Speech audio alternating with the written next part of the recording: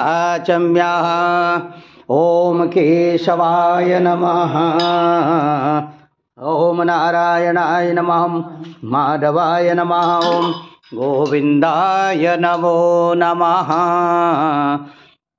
ओम हस्तप्रक्षालनम्। ओम ऋषिकेशाय नमः।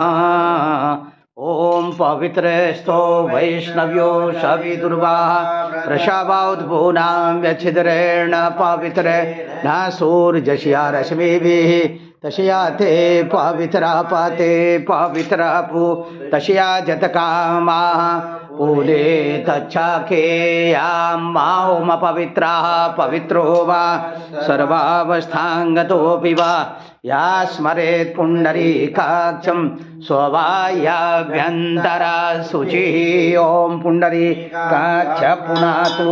ओम पुण्डरीकाक्ष पुनातु। ओम पृथ्वी त्वेति मेरु पृष्ठ ऋषिः शुतलं छन्दः कूर्मो देवता आसन पवित्र कर्णे विनियोगाः। ओम पृथ्वी त्वया धृता लोका देवी त्वां विष्णुना धृता त्वं च धारय मां देवी पवित्रां कुरु चाशनाम्।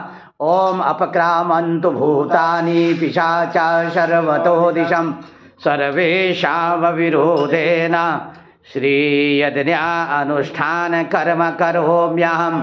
ऊर्ध्वकेशि विरूपाक्षि मांसशोणित भोजने तिष्ठ देवी शिखा मध्ये चामुण्डे चापराजिते तीक्ष्णदंष्ट्रमहाकाय कल्पान्धनोपमा भैरवाय नमस्तुभ्याम् अनुज्ञां दातुमर्हसि शिखावन्दनं मानस्तोकेतनये मानयायुखिमानो गोकुमानो अश्वे कुरीरिकाः मानो वीरानुद्रवाविनो वरीरे अविखमान्ताः सदा विद्वाः वामहे प्राणायामाः।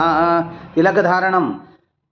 ओम स्वस्ति न इंद्रो वृद्धश्रवाः स्वस्ति नः पूषा विश्ववेदाः स्वस्ति नस्तारक्षो अरिष्टानेमिः स्वस्ति नो बृहन्पतिर्दधातु प्राणायामाः।